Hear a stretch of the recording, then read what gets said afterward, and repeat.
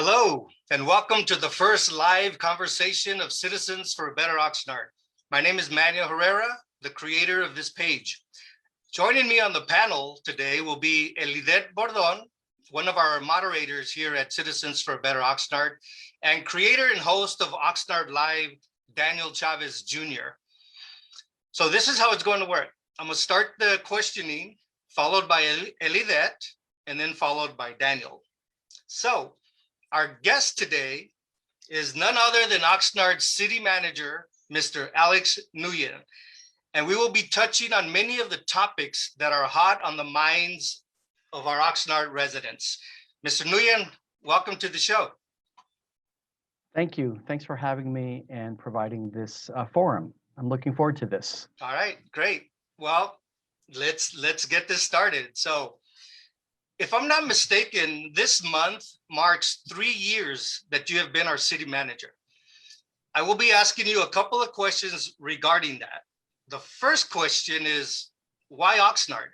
I mean, I'm sure you did the research and saw that Oxnard was in a financial mess, and yet you still wanted to apply for the job. Why? Interesting question. I think the easiest answer is in my profession, if you want to be a city manager, Oxnard presents all of the interesting challenges you can have. And I did do the research, and I was very aware of the slew of problems that the city had been in and that was struggling to overcome. But for a city manager, these are the kinds of things you'd like to do. You want to fix things, you want to help make things better, you want to implement city council policy. And the community has all the elements of becoming a great city. So that's primarily why I'm here, and I have to tell you, I'm not disappointed at all. I know many people may be disappointed with me, but I'm not disappointed about this experience. It's great. Actually, it's a great segue to my next question. People are going to think we already rehearsed this, but some people call you the villain because you tried to close the PAC, the Colonial Library, the Southside Fire Station. You laid off a bunch of people, and yet some people say you're doing a great job and that there's finally light at the end of the tunnel. So which is it? Are you the good guy? Are you the bad guy? Or which guy are you? I'm the city manager. Okay, and so my job is ultimately to implement the city council's policies, right? They're the elected officials. They represent all of us, all of you. I say us because I live here too. And my job is to implement those policies in the most effective, efficient, and cost-efficient ways. And sometimes that means we're going to have to do things that make some people unhappy, right? You can't make everybody happy all the time. But when I came here and in my first year and I made the assessment, it was very obvious to me some of those actions needed to be taken. And frankly, they should have been taken many, many years prior. So yeah, sometimes you have to make difficult decisions that upset a lot of people, but it doesn't mean they're not necessary. I know that a lot of people blame you for a lot of the problems. What they don't understand, and that's why I brought up the fact that you've only been here 3 years, is that you inherited this mess.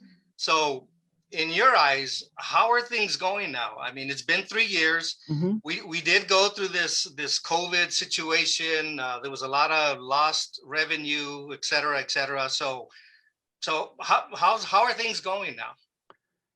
So let me start by saying that after 3 years, there is much more good news in Oxnard than there is bad news in Oxnard. Doesn't mean we've gotten over everything or that we've fixed everything. There's still some bad news around City Hall that we need to take care of, but there's much more good news. But let me just summarize the 3 years. I mean, year one, right, my first year, and Manny, you'll remember, because actually you, Daniel, you were there too, I think, the night that I was sworn in. And yeah, the night I was sworn in, Manny comes and swears at me. It was great. But in my first year, I started the week or so after the council had passed the budget. And in that first year, I discovered that the city was really had a structural deficit. And also, when I joined, about half of the executive team was vacant, in the sense that I didn't have permanent directors. There were either vacant and or interim directors. So lots of organizational challenges from the get-go. And also in year one, just learning the council, learning how to work with them, starting to learn the community. That's an ongoing process. I'm still learning a lot of things about our community. So by the end of that, in my second year, is when I had to present what was my first budget to the city council. And this is what you're referring to, that recommended $9.2 million in cuts. And so, yeah, we had to make major cuts. There were closures, especially to some of the popular amenities, facilities, and we had to make layoffs. And the council was able to get through about 2/3 of that. Year three was overshadowed by the pandemic. And I'm very proud of the city staff and how everyone pulled through that year. I mean, overall, our staff, they rose to the occasion. Nobody panicked. Nobody walked off the job. Everyone understood the risk, and everyone kept showing up to get this community through the worst of the pandemic. Mind you, we're not out of it yet. And then this coming year is what I call the first year of Measure E. So overall, a lot of good things, believe it or not, a lot of good things have happened over the last 3 years that you know, as a team, between the leadership of the city council, the talent that I've been fortunate to have with the executive team, and the work ethic of the city staff, we've made a lot of progress in the last 3 years. So I'm really very optimistic, both about City Hall improving and about the community improving and getting better in the next few years. So I'm really optimistic. Things are good. Okay, we'll be asking you about Measure E and so forth. So, but let's move this right along. And Elidette? Hi, thank you so much for taking time out of your day to be here with us. I've been scouring a lot of the concerns that the group members have regarding a lot of the issues that you're dealing with. And I just want to clarify for everybody that you, as you stated, you implement city council's policies. So you only have so much power over all these things, because at the end of the day, we voted for city council, and city council has to make a decision on all these things. So you have certain power, and people keep blaming you for things that in essence started with the community. One of the things that we keep going back to is, and we'll talk about this later, about mellow rules, LMDs, CFDs, and Measure E. So I want to talk about, a lot of people keep bringing up South Oxnard in the comments.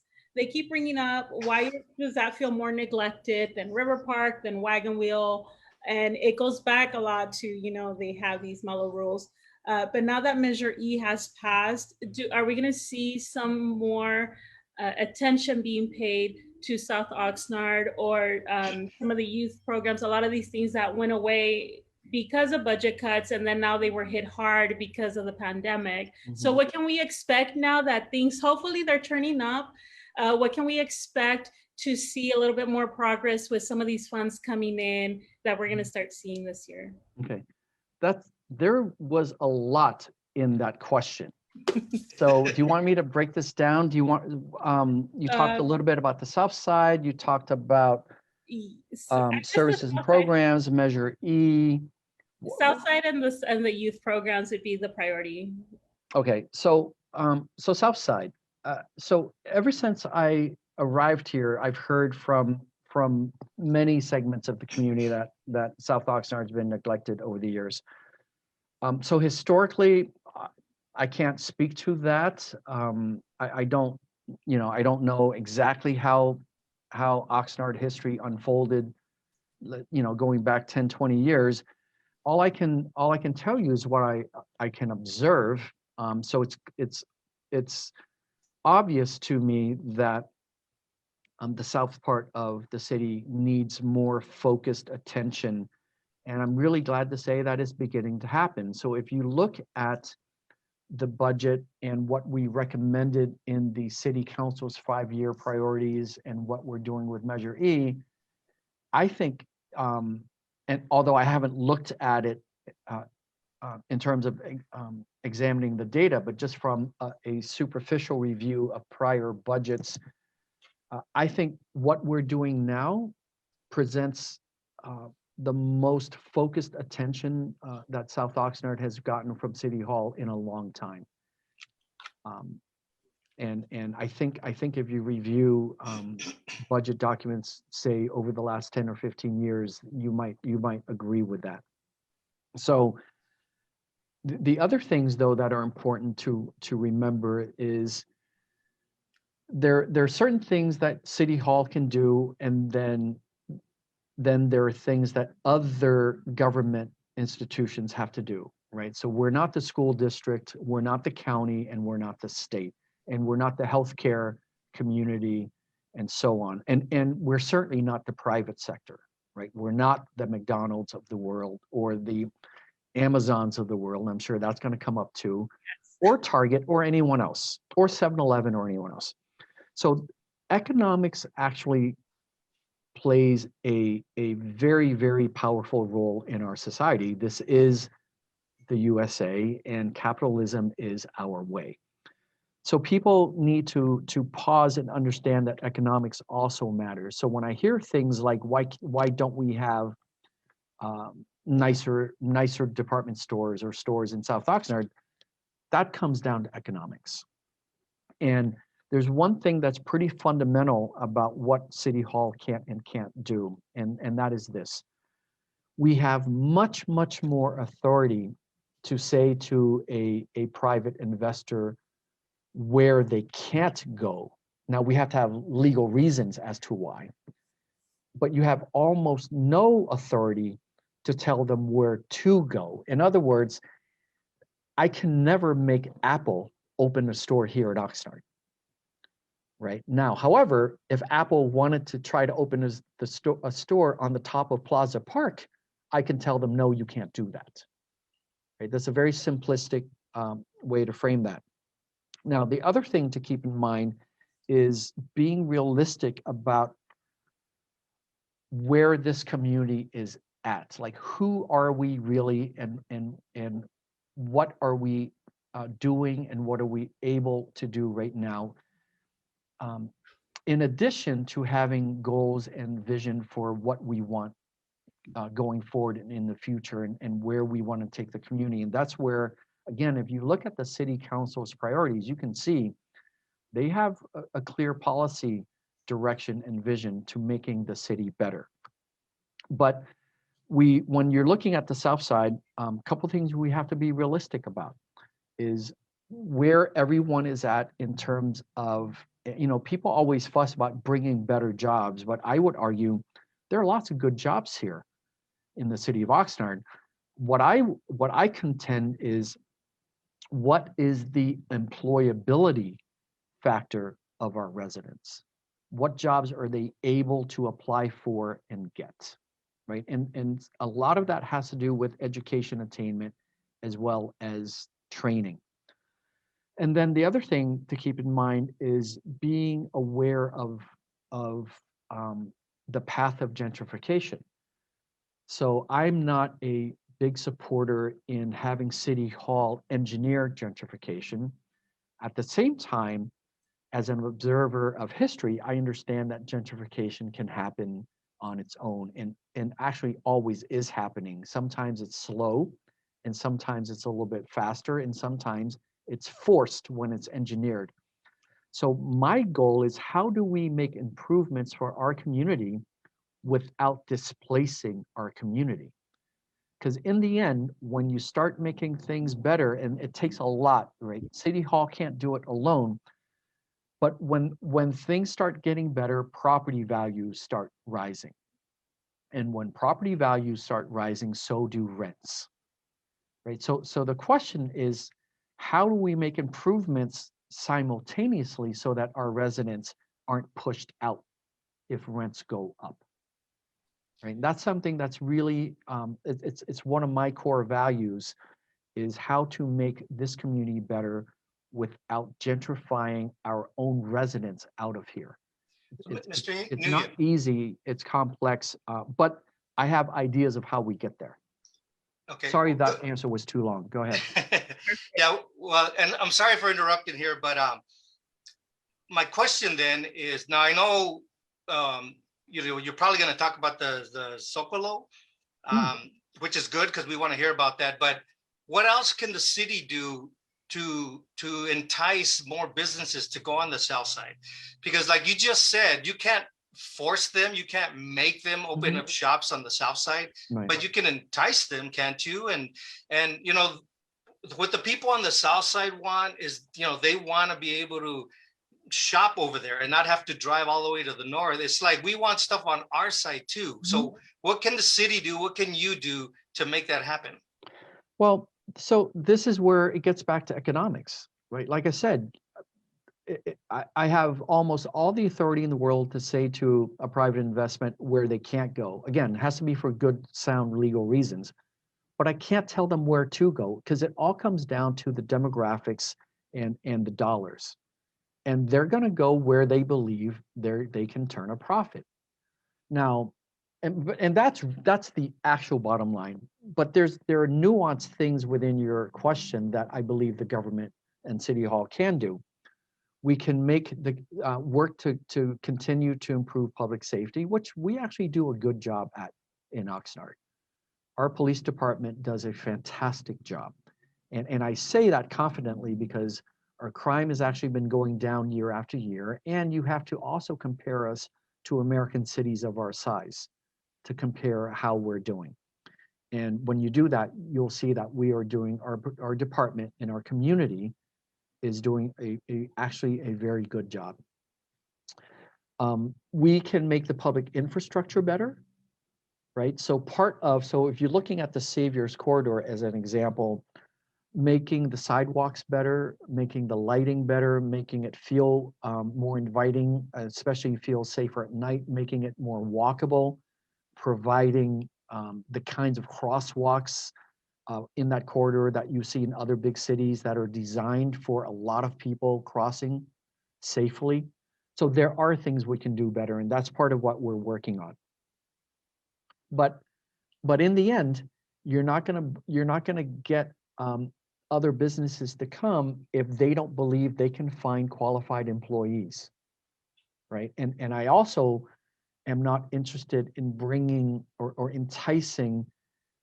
By the way, there's not a whole lot left local governments can do to entice business investment in terms of tax incentives or anything like that. Redevelopment in California ended a decade ago or so. So we can't do those things anymore. So we don't give tax cuts. We don't give any kind of other breaks on fees or anything like that. That would be foolish.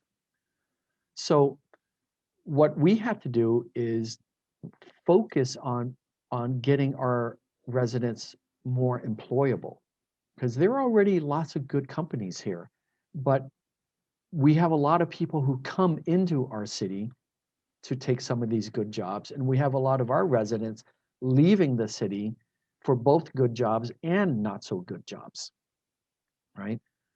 So there is a balance there. And again, I'm not opposed to, and we're constantly working on attracting business, but my concern is when the new business comes, they're bringing their employees, right? I want to focus on getting our residents better paying jobs, and especially jobs, hopefully, that have healthcare. And then to go back to that point, you bring up a good point about being employable. And one of the great things about Oxnard and Ventura County in general, and I'm not sure if a lot of our residents know that, but students graduating high school actually qualify to get access to local community college here in Ventura County. And a lot of people were not aware. I actually spent this week telling my nieces, telling everybody, hey, when you graduate, you could go to 2 years of, your community college, transferred to CSUCI. So it looks like we have the educational roadmap to get, people educated, to get them those paying jobs, because we have big companies like Haas, we have them here, we have St. John's, we have a lot of these companies that require these higher paying jobs. And what's happening, as you mentioned, all these higher rents, people are coming in from other cities, taking those jobs. And now not only can our people not apply for them, they can't pay the rent here either. So in terms of that, one of the most vulnerable in that city when it comes to that, not everybody can work, right? So now we have the opposite. We have our homeless situation, people that are not housed. We used to go to Plaza Park all the time, and now it's just becoming, a lot of homeless people, this is like their safety net, and it's not enough for us to say we need to move them, right? Now that we have Measure E and we have, it looks like our economy is getting a little bounce back. What are some of the things that we're doing for the unhoused population in Oxnard? These are the people that may not be able to work. Maybe they have mental health issues. Maybe they're not high school kids, but what can we do to set the most vulnerable so even the most vulnerable have a leg up at the city of Oxnard? Okay, so now we're entering the discussion about the homeless crisis, and I know I've said this a lot before, but it bears repeating a few facts about this. So the homeless crisis is throughout California, and in fact, it's throughout the West Coast. It exists in a lot of cities in the country, but for various reasons, the West Coast has it the worst. And as of 2019, California had about a quarter of the homeless population. So, and people are aware of this when you see how bad it has been for so very long in cities like Los Angeles, San Francisco, Seattle, Portland, San Diego. Most recently, we see a lot of it in the news just nearby in Venice. So I say that to remind everyone, this is a statewide crisis. This is not an Oxnard crisis, right? So just keeping perspective. But within the context of Oxnard, I'm really proud of the progress that we've made just in the last few years alone. And I'm particularly grateful to the leadership of our housing director, Emilio Ramirez, and his staff. So for those of you who've been following the homeless issues in Oxnard over the years, you probably remember this. Up until only a few years ago, Oxnard actually did very little in terms of direct services to the homeless. And to be fair, so did most cities in California, right?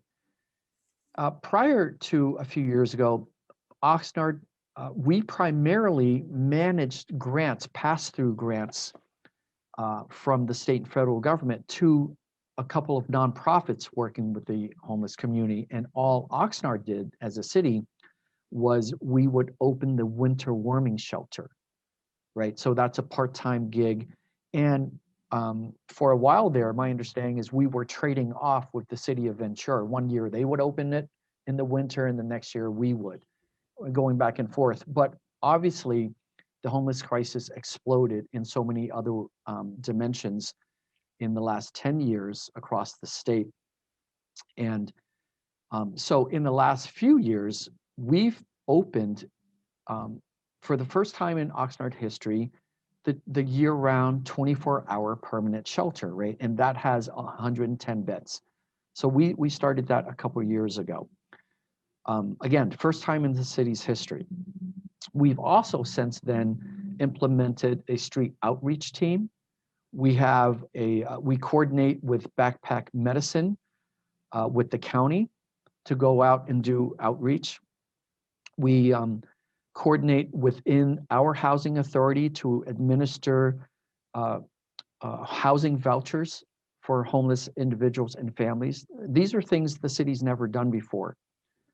We worked proactively to mitigate homeless encampments.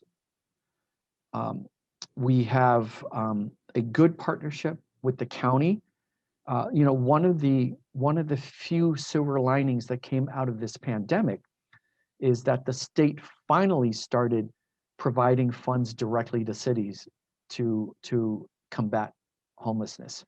And I don't know if you remember, or if you saw even, I think it was my first year here, I submitted a letter to the editor in the VC Star complaining about how the state was withholding so much money when homeless funding, when the problem of homelessness was actually happening in the backyards and front yards of cities, not of the state, but in cities. So during the pandemic, the state decided to actually provide some direct funding. And as one outcome of that, we were able to have the county help convert the Vagabond Inn into yet another homeless housing facility. And I believe that has about 70 units.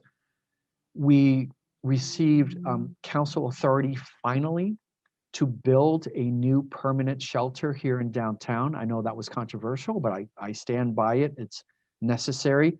But that is not just a replacement shelter, it's also 56 housing units above, right? Permanent supportive housing. And we still administer grants to nonprofits, so we continue that. Now, during COVID, we had to split up the shelter at K Street because the whole thing about COVID was you couldn't congregate people together, right? We needed distancing. So we moved pretty quickly to open a secondary expansion site across the street in the PAL building so we could space people out so that they could remain safe. We implemented a one-stop shop. Well, it's a one-stop program, it's not a shop, where homeless individuals can drop in and access hygiene services, take a shower, get a meal, and connect with service providers. That provides service to about 60 people a week. We partner with the Salvation Army, again, about the street outreach team. And we're continuing with the encampment response. So we're implementing the Housing First strategy. So all that is to sort of summarize all the work and all the progress we've made. The thing about homelessness is it's visible, so people see it. And when it's near you, then you get angry and afraid and upset, all understandably. And people want to jump to simple solutions. And there are no simple solutions. There are solutions, but they require a lot of effort, a lot of work, a lot of focus, and a lot of money. It took many, many years for this crisis to explode onto our streets and into our parks all over California. And we're not going to fix it overnight, but we focus on the work that we're doing, and we're going to have more housing first facilities throughout the city, right? It can't just be all in one neighborhood. We're going to have to spread it around. If we stay focused on this, we will be able to tackle this problem, but it's not simple, it's not easy, and it's not fast. But we're working on it, and we're making great progress.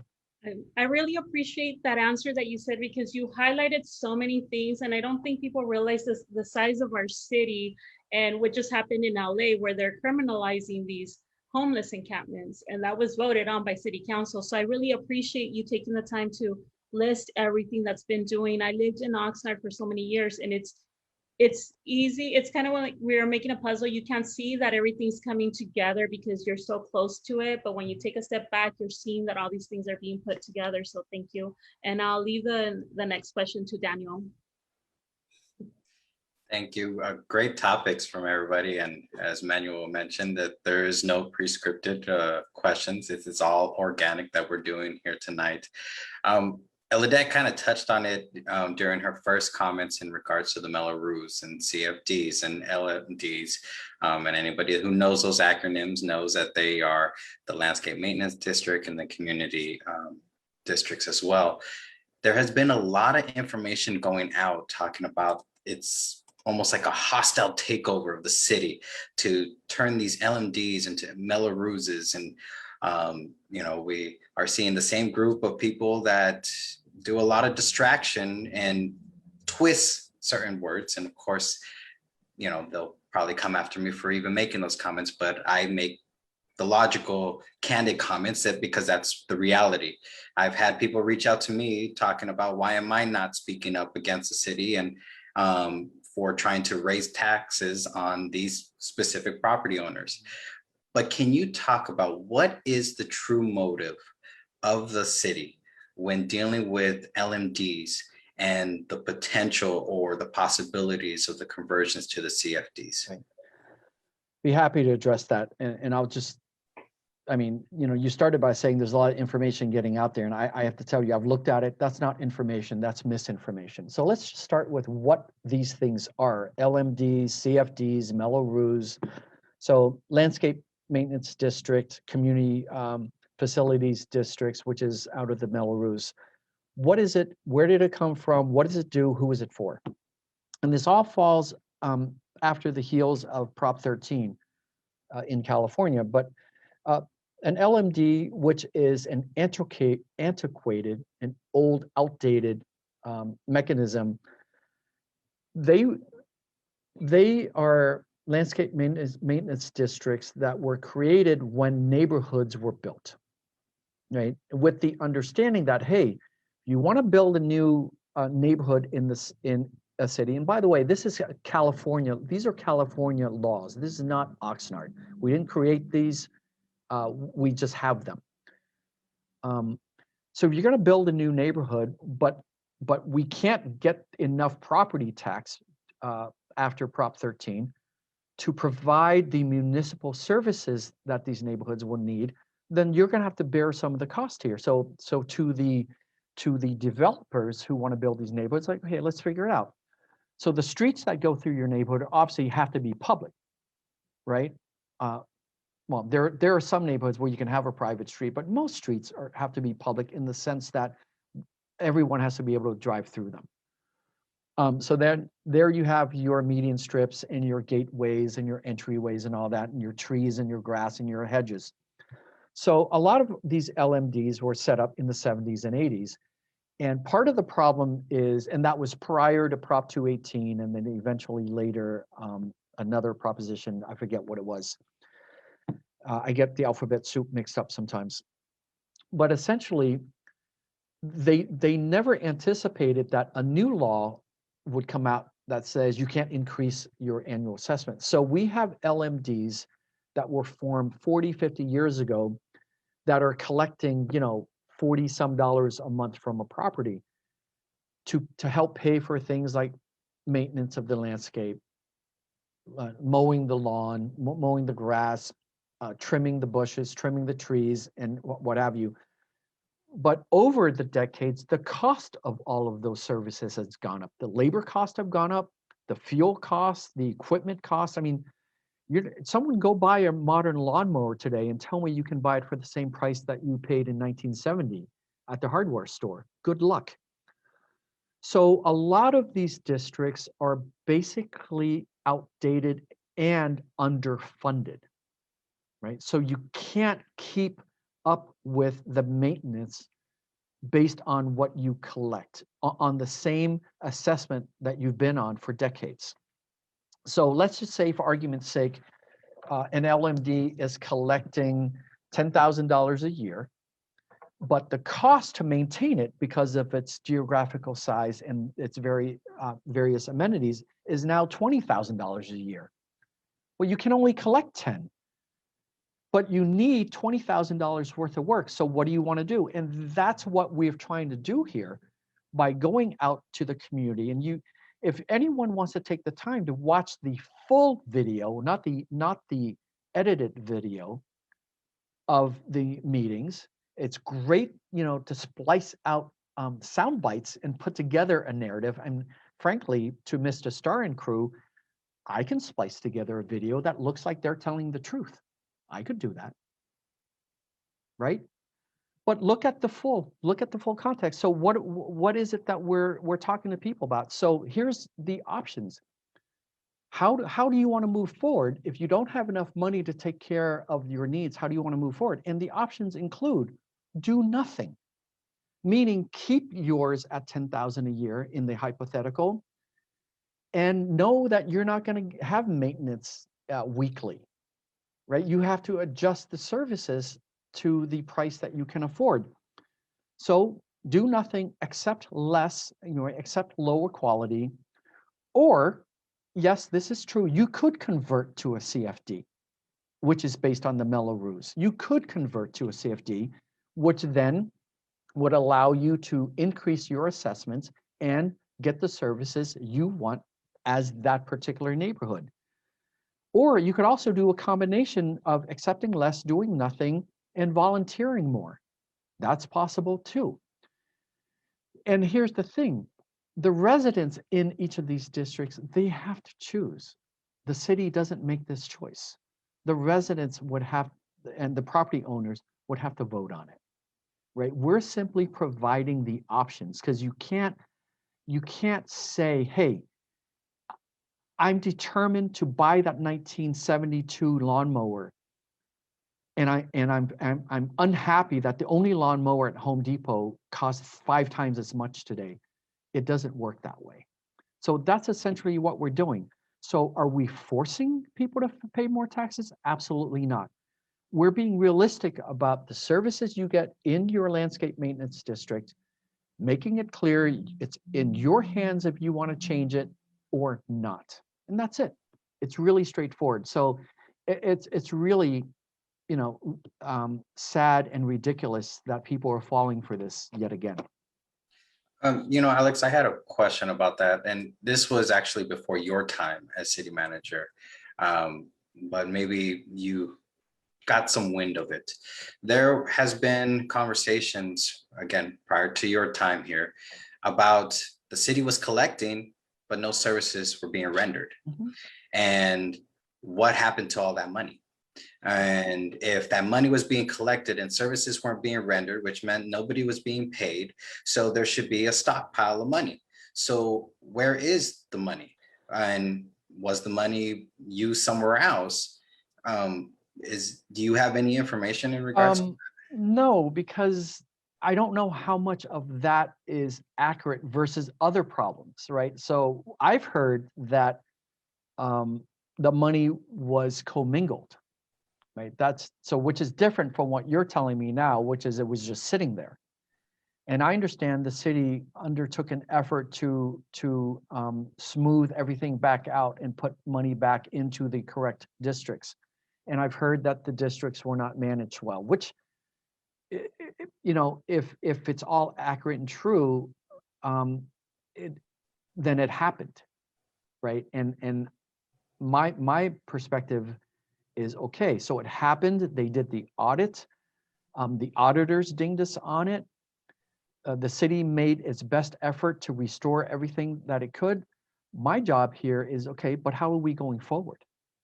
Right. So even after you fix all of that, and I understand not everyone is satisfied with the level of the fix, but we are where we are. So now the question is, how do we move forward?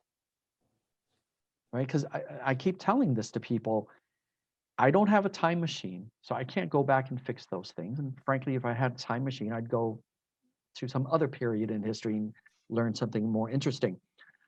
And the other thing with everything that we're trying to do here to make this, not only make City Hall better, but make the community better, is the goals have to be focused on making things better. The goal can't continue to be focused on placing blame, attributing motive, or meting out punishment.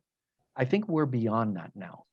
And I've said it before, for those people who they can't get out of the past, or they're only fixated on the rear view mirror, then they're not going anywhere into the future.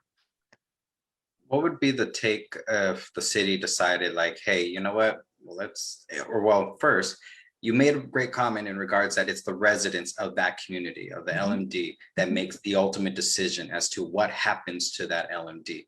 Right.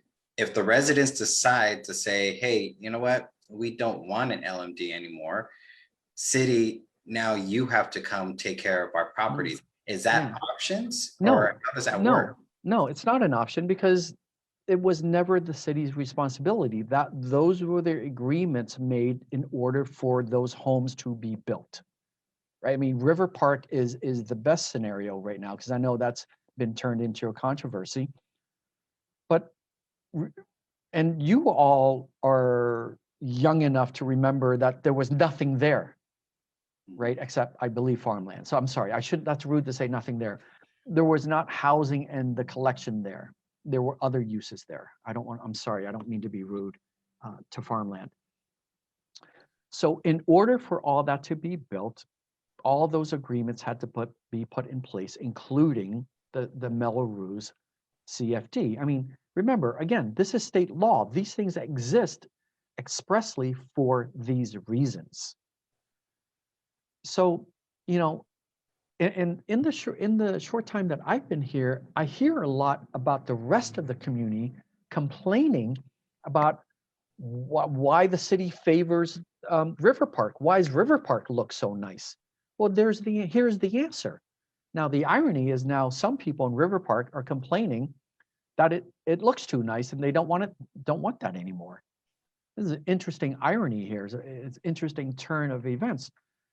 So all this time when everyone else in Oxnard was complaining about River Park, now I think everyone's starting to understand, yeah, it's because they pay for it, right? Including the schools there, and I was corrected recently, I said 2 schools, the 3 schools there, the parks, the ball fields, all those amenities, the fountains, the trails, all of that. Now, if the community there wants to lower the quality of those amenities, they have a right to do so. They can do that. But it doesn't mean the city now comes in and takes it over, because remember, I mean, that would be the granddaddy of all bait and switches. There's no way that I could justify letting a developer build that kind of facility, say they're going to do a CFD, and then when the people move in, and by the way, everyone who buys property out there knows that there's this CFD, right? They decide, well, we don't want to pay for it anymore. Well, if you don't want to pay for it anymore, that's fine, but then you don't get the services, right? So the city, the rest of us, can't be on the hook for keeping a neighborhood in that condition when the entire premise of building that neighborhood was requiring this CFD. I hope that makes sense. No, that makes perfect sense. And I appreciate that information, because there has been that narrative that, oh, the city can just take it on and it's no big deal. But, you know, that you just blatantly put it out there that it was already an agreement in place that this is what it was going to be. Right. And now trying to play the old switcheroo afterwards, it's not fair. One more thing that I've heard recently and been seeing a lot about is the fees associated with the consultants. Can you touch a little bit about that? Where are these fees? Yeah, the Star Camp argues that it's illegal and we can't use those fees to improve the LMDs, and we argue that yes, we can. I mean, here's the thing. Again, many of these LMDs are in fact essentially broken. They're underfunded because they're capped out. They can't change their assessment to be able to provide the services. So we believe we've got to fix that. We've got to at least make an attempt to fix that. So taking the money to go through and do this public process to give the communities a choice is necessary. It's a necessary step to determine what each of the community members in each of these LMDs wants to do. There's a cost associated to that, but it's the cost of making the district better. So we argue that it's an appropriate expenditure. And again, you can't say that we know it's broken and we're not going to do anything about it. That makes no sense either, right? We've got to lay out the options for the community, and in the end, only the community in the particular districts gets to decide, right? I know people pushing the idea that somehow we get to do it. We can't do it, period. You're basically educating the homeowners in that neighborhood. Right. And Star was painting it as that you're doing a whole campaign to convince them to vote one way or another, but that's not what was happening. Yeah, just look at the actual recordings of the actual community meetings. No, I do want to talk because you did mention it. So 5 days ago, it was posted, a splice video, sound bites of that meeting. And the context of it was that the city was forcing CFDs down the throat of people because of that splice that they took. Right. I think it was like less than 3 seconds that said that ideally played over and over. That was played over, but that it was ideal to have a CFD, but that they're not forcing residents. That residents have to make that decision. Right, because we can't force that. Right, we can't. It's called a vote. We can't force it. Right, but we have to present the reality and all the choices, and one of the choices is a CFD. Right, and a couple of communities may want that. Some communities may not care, and some may be opposed to it. Doesn't matter. Mr. Nguyen, so let me chime in real quick and then we can move on. So regarding the consultants, like Daniel said, one of the issues is that why are you spending that money for consultants? So, and they're saying it's illegal. Now, obviously the fact that you're doing it, I mean, you guys would know whether it was legal or not. But let me ask you this question. Why hire consultants? Why don't you have an executive staff? You have regular staff. Right. Why can't you guys solve this without consultants? Right. Because this is actually an area of expertise that we don't have in-house. It's very specialized work doing the formulas for all these districts and how the taxation works and doing the square footage of the lots. There's a lot of expertise that goes in here that we don't have day to day. That's in essence why you get consultants for anything. And go ahead. And using the money, because I just want to be clear, and using that money to hire a consultant is not illegal. Is that correct? Correct. We believe it is fine and appropriate. And the people that live in those districts, they have choices, and all you're doing is giving them the choices. Right, we're presenting it, but ultimately, they would have to vote on it. If there were enough people to say, hey, we want to try to convert it to a CFD, it's got to go to a vote. It doesn't just happen. So they do something, they do nothing, or right? Simple as that. Okay. Right. All right. So moving along, it seems now that Measure O is secured. I mean, I know the judge pretty much issued a preliminary decision, but I don't know. As far as I'm concerned, I think that deal is done. But let's say Measure O is a done deal and it's going to continue and it's going to sunset when it was supposed to. And now we have Measure E funds coming in. And then let's not forget we got the stimulus money. So, and then the economy is coming back up and businesses are opening. So there's tax money there. It now seems like we're going to have a lot of money to be able to do what we want to do and to be able to get the city that we all deserve. Now, the thing that people say all the time is roads, roads, roads. We want our roads fixed. I do see, because I drive around Oxnard and I see there's a lot of work being done on our roads, and thank God for that. But my question is, it seems now, and I want you to address this, it seems now that we got the money now to do what we need to do. So there shouldn't be any excuse to no longer have an ugly city. So what do you say to that? Well, let me start by saying you're right with your last point, that not having money, not having the financial means to get the work done is can't be an excuse going forward. It was a reality for a long time, but it's not a thing. But you frame it as if, I just won the lottery or scored big in Vegas, and it's not that either. So let me be clear about this. So first of all, thanks to the voters for entrusting City Hall with Measure E. I want to make that really clear. And because of Measure E, we as a city have the first positive budget we've had in over a decade, which is significant. No deficits, no cuts, no reductions, no layoffs. So it's like night and day. So I could not be more grateful about Measure E. But Measure E represents revenue, pardon me, that we needed, right? This is not revenue we wanted. Okay, Measure E is not, I didn't ask the public for Measure E so I can go, you know, build a cathedral or anything like that, right? Measure E was money we always needed. This city has been under-resourced for a long time. I mean, people don't, it's hard to fathom, but it's a big city. Now, not in terms of geography, but in terms of population, the demands for municipal services, and all of our social needs. So we have what we need to restore.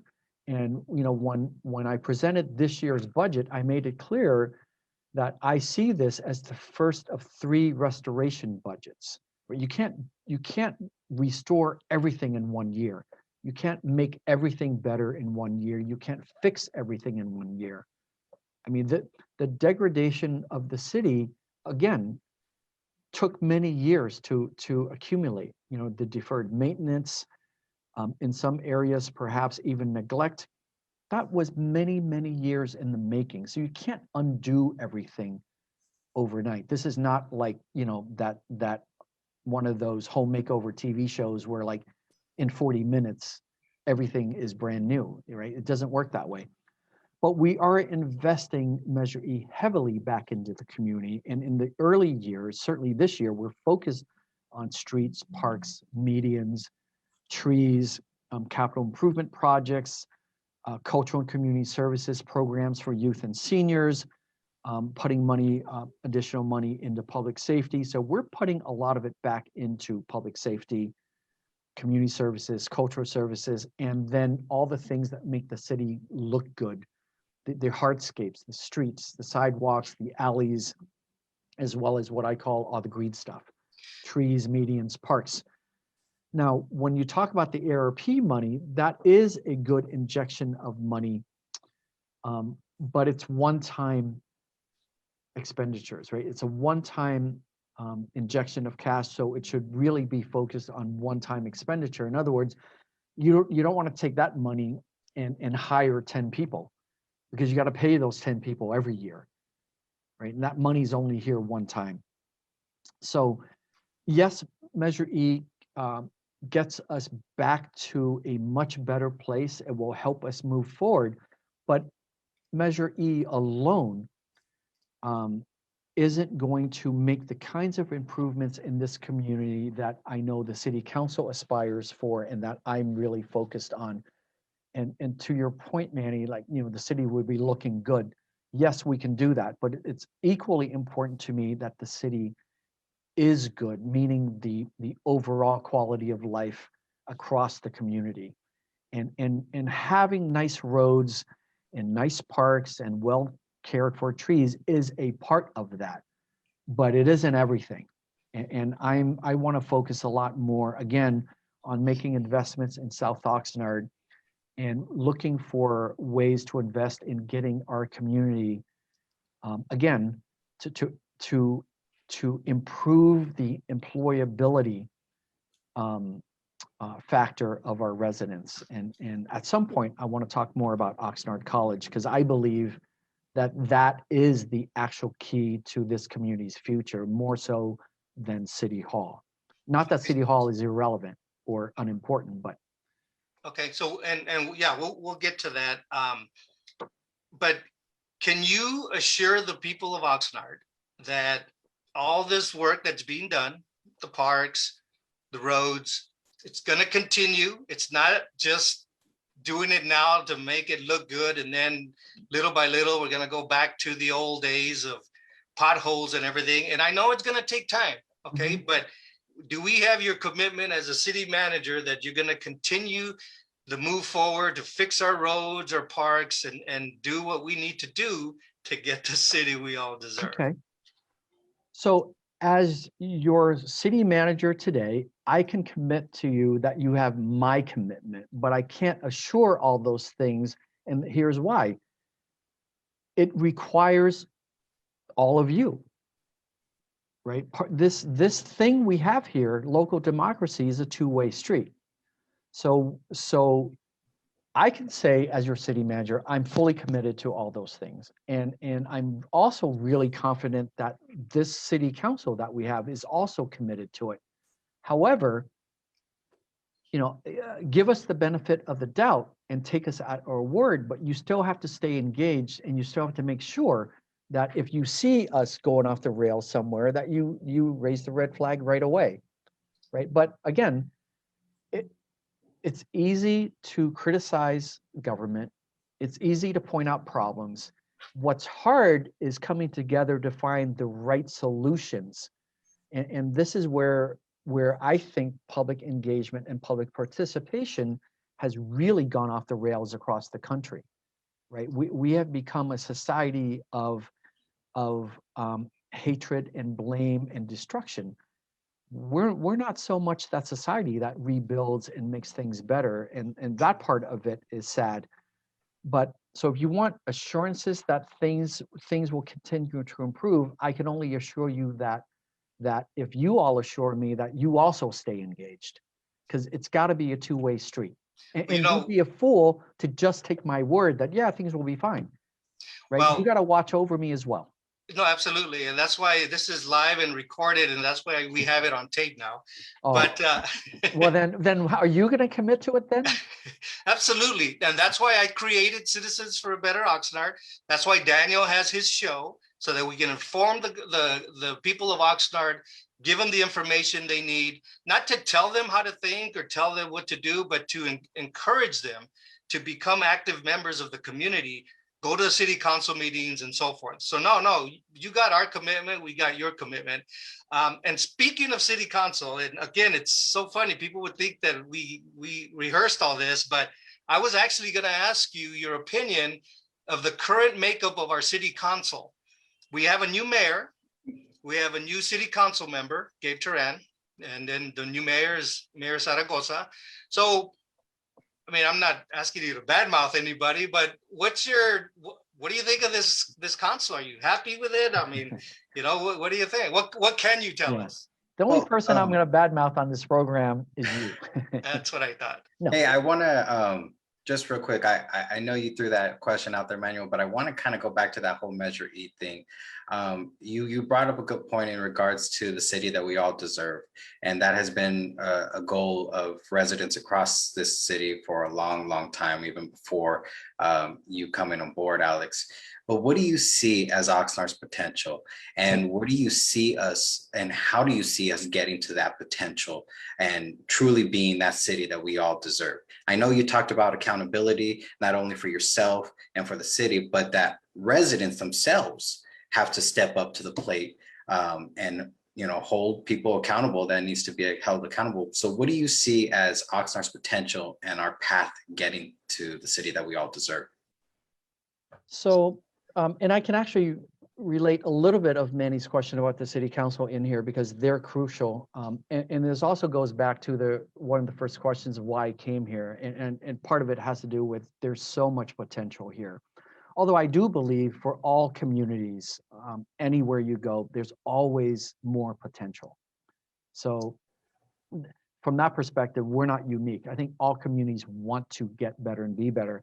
I think one of the most important things to begin that discussion is to remember and recognize that while we want to be together and work together and make the community better, we are not all the same, right? And that we are many different people that live in this community. We have different backgrounds, we have different perspectives, we're in different places of our lives generationally, we're in very different places economically, we're in very different places in terms of education. So so it's important to remember that from my perspective and the city hall and city councilor's perspective is we're trying to balance all of those differences. Remember, one of the goals of government is to do the best it can, because it's really hard to treat everyone the same. But so when you look at this idea of what kind of community we deserve, just again, we are a lot of people, and therefore we have very different expectations of what we deserve and what this community ought to be. And I think that's just important to keep in mind. Diversity is real and it matters, right? And so to some people, and I've heard this said in public comment, to some people, an aquatic center, investing in an aquatic center, South Oxnard, is a luxury. But I'm not convinced that it's a luxury if you're in South Oxnard resident. So keep that in mind. So with that, I would say the most important thing is how do we elevate the quality of life? And that means many things, and it means different things to different people, but there's always a baseline, there's always a common denominator. Having a healthy community, having a safe community, having a clean community, having an open community, all those things. So it isn't just that the city will look better, right? It's more important to me that the city overall health is better, that the city can be better across the board. So so in addition to better streets, nicer parks and all that, more commerce, more work opportunities for our residents, revitalizing the Savior's Corridor, having a vibrant downtown. And these are all things we are very focused on today. But again, as you make this path of progress to improvement, I personally will, and I will always encourage the city council to, we have to keep an eye on what is the path of gentrification, right? And I want to get back to that, is we want to do this in ways that will that will provide opportunities so that our residents who are here today have the opportunity to stay. What I don't want to do is to turn us into some other city that forces our residents out. Right? And that's a very complex challenge, but it's one that I want to rise to. And it gets back to what I was saying before, is the best way for our folks to continue to live here and enjoy the community and be able to pay rent and be able to, go to the stores and the restaurants that they want to, is they have to be more employable. I think it's been the wrong view to think that if we only brought more companies here, right? Because we have a lot of great companies here, and when I speak to their general managers or their CEOs, their common complaint is we can't find qualified employees here. So again, the key is Oxnard College, right? And again, I hope I get to talk about that more. So I think the sky's the limit. I think the potential is deep in terms of the more we can tap into our community. I think there's always the next and the younger generation that will become interested in various issues or various areas. All of this, throw all of this into the mix. But from the City Hall perspective, the key here is that I need to turn this into a high functioning organization, and we're not there yet. We're far from it, but we're on the path to get there. If City Hall succeeds and Oxnard College succeeds, this community will become much better for more people, not just for a few people, right? Yeah, go ahead. I want to thank you for that, because you made a lot of great points. One of the points was talk about the education, getting people that are qualified into these positions that are already here. That has always been one of my big things about it's fine that we want these well-paying jobs coming into our city, but at the same time, we need to get our people up to that level. And that's what I've advocated at the school district levels, that the school districts kind of have to step up also and take on that role. But a lot of great points that you brought up, and you're right. Our city is over 207,000 residents, different backgrounds, different wants and needs, but there are those common core ones. We want to have a safe community. We want to have a community that we can raise our families in. We want to have a community that we can ultimately shop, live, and play in. And that's ultimately the goal for so many. It's just different paths that we want to take to get to that point. So I appreciate you bringing up those points because it's true. It's the reality. And now I guess we'll jump back to the host's question about city Right. council, because I know he's biting his nails to Yeah. get that answer. So Manny, the city council we have right now, I believe, is it's actually really diverse in terms of if you look at city council bodies across any community in California. So we have a diverse group. One of the most important things for me as a city manager, and this has been true since my first year here, that I learned about our city council, both then, the 5-member council then, and remember when I started, this was not yet a district city. It was still an at-large city. And now that we have a total of 7. So the most important thing to me is that of the 7 people that we have, and I say this having worked in 3 other cities, Oakland, Alameda, and Riverside. So bigger cities and smaller cities, much bigger city and smaller cities. I am incredibly grateful for and excited about the fact that I don't have to worry about corruption. And that is petty to serious. Like as I sit here today, I'm not worried about that. And I can tell you in a lot of other communities, that's something city managers have to contend with. So that is one hell of a great place to start when you're a city manager. And from there, I would say, the other thing I've learned about all 7 of our elected officials is they all care about the community. And that's also really, really refreshing. And they have different perspectives and in some areas, different interests, but they all care about the community. And they're not afraid. I mean, you've seen them make some very, very difficult votes. I mean, I remember, again, when I presented my first budget, and some of you were there saying, how dare you do this? They made some difficult votes. So they're not afraid to take the bull by the horns. And if you review the council priorities that they just updated recently, I think those reflect the values that this community needs, and going back to what you're saying, Daniel, needs and deserves. So I think we have a tremendous group. I think it's a very diverse group. And again, just watch the council meetings and you'll recognize that.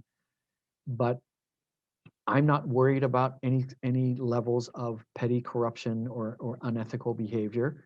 Again, great starting place for any city manager, and they all really care about this community. So I think I feel very fortunate to have this collection of elected officials. Okay, well, thank you. And one more quick question, and then I'll pass it on to Elidet. But you recently asked for an extension on your contract. And so how much longer do you want to be our city manager? How much longer do you expect to be our city manager? And are you accomplishing the goals that you wanted to? Do you have still many, many more goals to go? I mean, what's the deal with that? That's a difficult question, and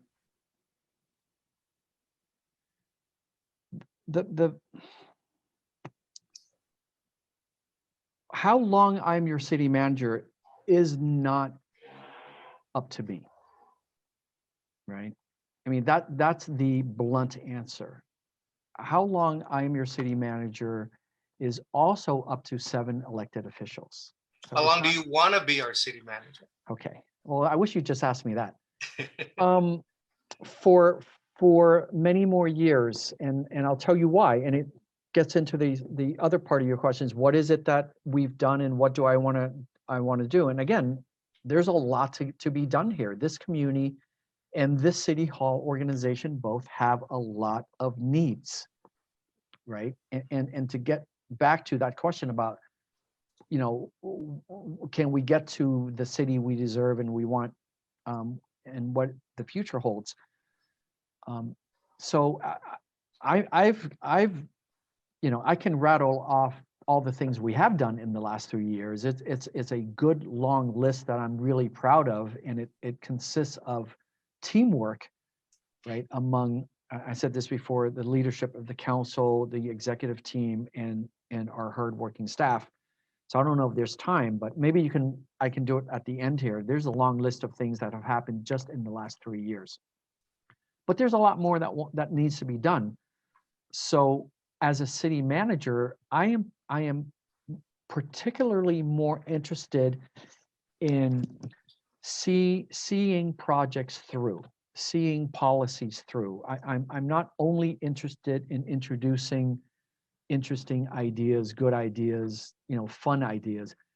I'm also interested in making it work, right? And that's actually the hard part. Like anyone can come up, hey, great idea, let's build an aquatic center, right? And then be like, okay, goodbye, I'm going to the next city, good luck with that. It's actually harder to get it done, right? Because and a lot of the major things, major efforts we want to do here takes time and hard work. So you might recall that I struck a deal with the power plant at Ormond Beach to set aside a $25 million trust fund to actually dismantle the power plant, right? I would really enjoy being here when that happens, because after that, then we have, you know, almost a blank canvas there to really continue and accelerate the restoration of Ormond Beach. So there are major projects like that that I want to see through. Revitalizing downtown, I want to see that through. Now, the market and the economy dictate a lot of that. Revitalizing the Savior's Corridor, I know what needs to be done to make that happen. I want to see that through. Building the Zocalo, yeah, it's a great idea. Now the challenge is, how do we get it done? How about the harbor? How about the harbor? Oh, well, the harbor is a different story because the harbor actually belongs to the county. And we can talk about that more if you want specifically. You know, I've introduced this idea about starting the Oxnard Arts Academy. I would love to see that through, right? I introduced this idea about creating the Oxnard Employee Pipeline, and we actually started that during the year of COVID. We actually launched that. So I want to see these things through. And then there's so many other things, right? We still have Campus Park to take care of, right? The harbor, there are issues there on our side in terms of the water quality for the neighborhood there. There's still the former power plant at Mandalay that is just sitting there, and there was no deal made there to dismantle that plant, and that's private property. We still have to finish evolving the golf course so that not only do we no longer need to subsidize it, that it actually starts returning more revenue to us, right? I mean, I would love to see a full-blown golf program there for our kids. That would cost almost nothing for our kids, right? We don't have those things yet. Sports park, right? What are we doing with sports park? College Park, lots to finish there. I mean, there are lots of things to do here in the city that are all exciting, challenging, and that would keep me engaged and excited to come to work every day. And I still have the energy. So, I mean, I am getting older, But I still have the energy for this. So Yeah, I noticed your hair is a lot grayer than when you started, so. yeah, I'm just trying to mimic you, man. Okay, well, we're running out of time, but let me Sorry. pass it on to Elidette and then Daniel, and then we'll wrap it up. I just have a quick question. You talked about the employee pipeline, and I want you to a little bit go into how Amazon plays into that, because I'm not a fan of Amazon. I haven't shopped there in over a year, but I know a lot of people use it. A lot of small businesses use it, and there's been controversy because the city's paying for these ads on Facebook about working at Amazon. I personally don't mind, because I do think it's great that they're focusing on the residents of Oxnard. So what are some positives, or what are some challenges with Amazon coming into the city that would, I guess, make the community feel better about them being in our backyard? Okay. Well, from my perspective, I don't have any concerns with them coming here. Again, you've got to go to our reality, right? Who are we as a community, and what are our needs, and where are many of our residents currently working? How many of our residents are actually making above minimum wage today? How many of our residents are in jobs today that provide health care? How many of our residents are in jobs today that provide a 401k? How many of our residents are in jobs today that actually give you scheduled time off, or jobs that will actually help you attain further education? Not enough of our residents have that kind of a job. And Amazon represents an opportunity to bring more than 1,500 of those jobs in one shot. Now, I'm not saying that the labor issues with Amazon are good or bad. That's an issue for labor to take on, and I wish labor the best. At some point, someone there will make progress. That's just the evolution in our country in terms of labor rights. So not discussing that, because I can tell you that there are a lot of other jobs in this city, whether it's the other big box stores or a lot of the franchise fast food joints, right? Some of which, by the way, I enjoy. So I'm not being judgmental here. I love McDonald's French fries, but those aren't necessarily the best jobs either, but they're not bad jobs. What I'm talking about here is we have more residents with more needs for this level of a job than we have available to them. So from that perspective, I think it's important for everyone to just get a dose of reality. And Amazon jobs are, I consider them decent jobs for people who it's a stepping stone job, right? Get in there, get some education and move on. Or for some people, like my own mother, who had a job at a grocery store her entire adult life here in this country, never had advancement, right? Because that was what was necessary for her to raise me and my sister. Now, the one thing that was good about that particular job is it did provide health care. And that explains why I have most of my teeth. But so for some people, it's a fine job because it means that the next generation, that their kids will actually have better opportunity because their kids have health care, right?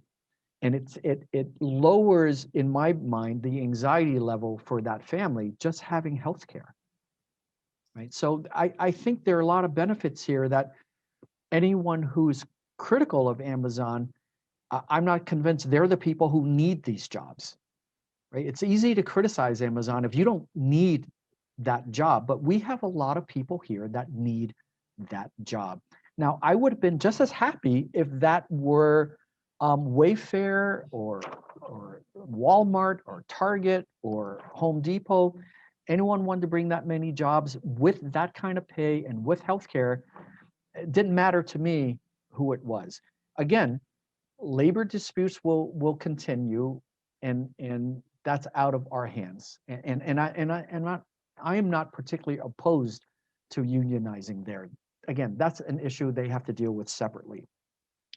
But our working adult community, and I talked about this at a council meeting a while ago, in terms of people who are 25 and over, um, and we have a lot of them in this community, 80% of that segment of our community doesn't have anything beyond high school. So it makes it hard to be employable, right?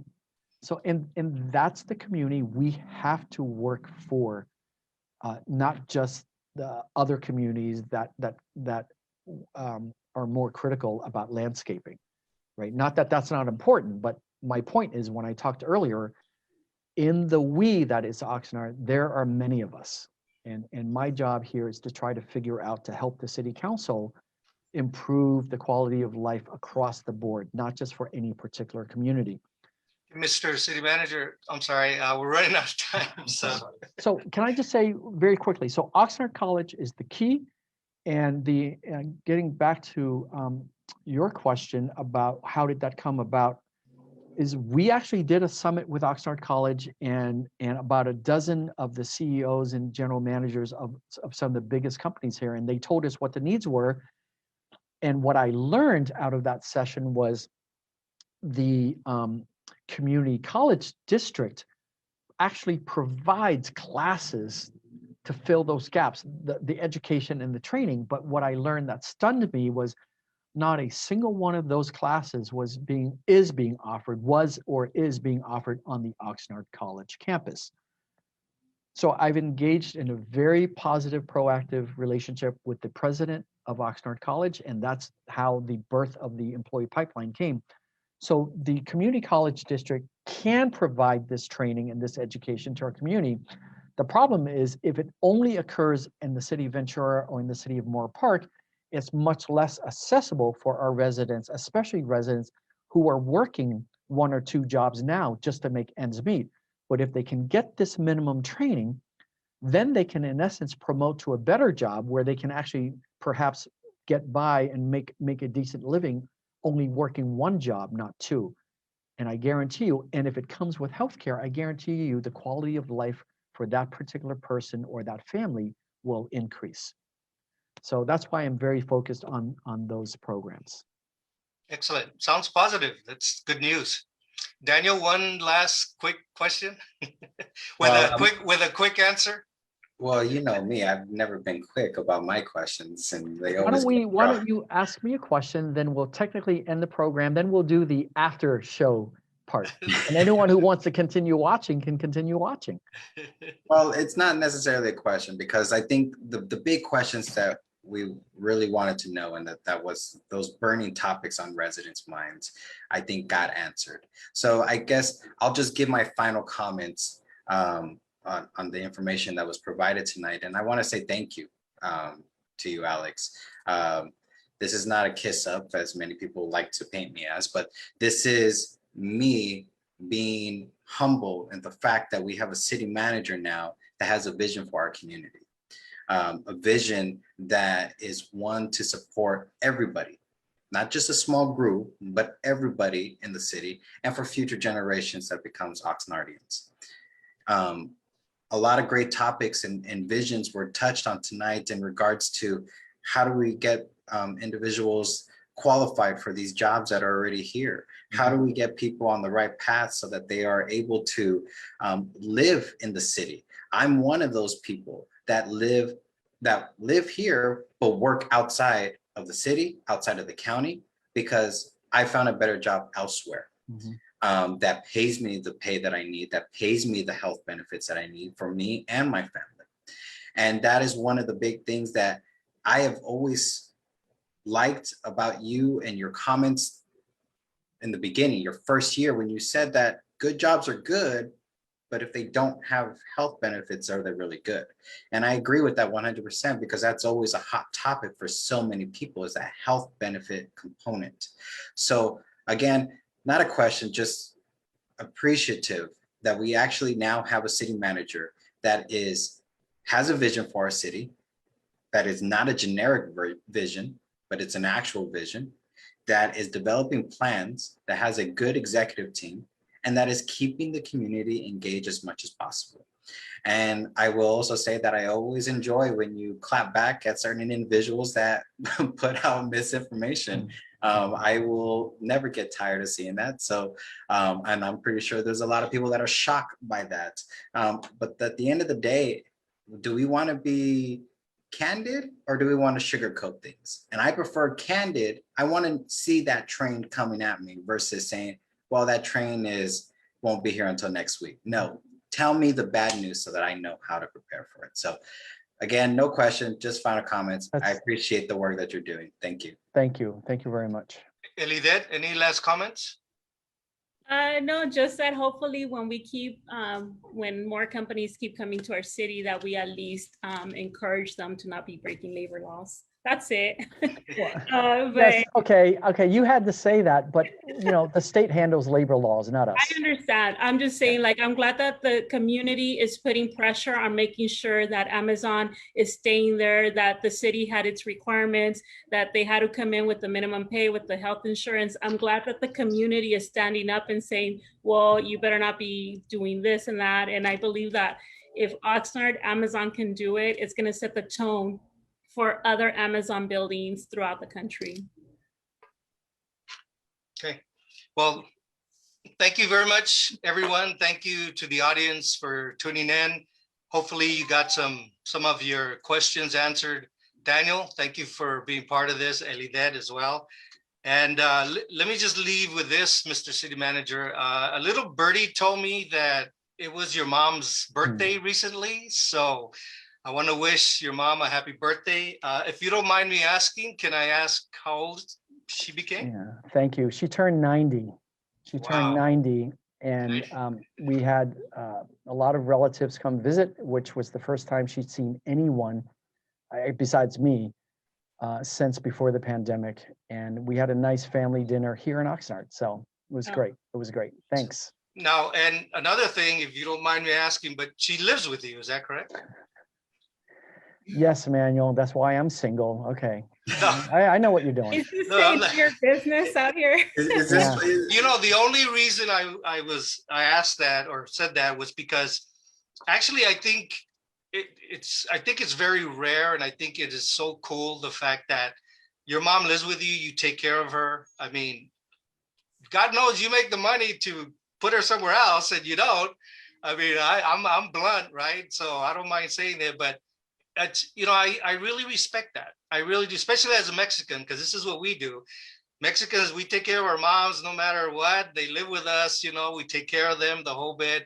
You seem to be doing the same thing with your mom. I really think that's very admirable, and I commend you for that. So that, to me, that attests to the kind of person that you are. And then lastly, like Daniel was saying, I too appreciate everything you've done. Hopefully you'll be around for a long time. I hate to end on a bad note, but in the news recently, the last city manager of Oxnard recently resigned from the last place he went to. And, we've had our issues with previous city managers. It does seem like things are working out now. It looks like we have a good team with the city manager, your executive board, the city council. There is light at the end of the tunnel. And like you said, it takes all of us. It's not just you, it's not just your council, it's not just your team, it's the people as well. We need to stay engaged. We need to hold you guys accountable. You are doing a good job, and that I have no problem holding you or anyone else accountable. When it has to be done, it has to be done. And but when there's praise to be given out, then I don't mind doing that as well. And that's what separates me from other people, where they just have one simple agenda, and that's to complain and to complain and to complain. And that no matter what you do, no matter what the city does, it's not good enough. Well, you can't have that mentality. Otherwise, we will never get anywhere. So there's light at the end of the tunnel. So thank you so much for what you're doing. We'll keep doing what we're doing. We'll continue to hold you all accountable. So, well, thank you. And, I'd love to do this again sometime, because there's so many other topics for this community that we didn't even get to. So, I'd love to come back at some point. There's a lot of other things to discuss. We definitely, I still have a list of a ton of questions, and it's already an hour and a half. So, but we'll do it again. And so again, thank you to you, Mr. City Manager, Daniel, Elidet. And thank you to the people, the members of Citizens for Better Oxnard, and have a great day. Manuel, I'll just say real quick, you kind of spilled the tea about Alex, and I don't know if you were trying to sugarcoat it to get his gym membership. I don't think that's working, but it's all fun. But again, thank you.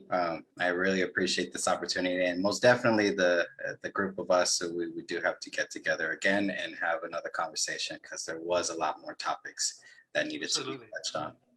And this is a cool format. I like this. Not that the one-on-one with you wasn't good, Daniel, but this is also okay. fun. So I'll just cancel the invitation for next time then. It's cool. It's cool. This is just fun.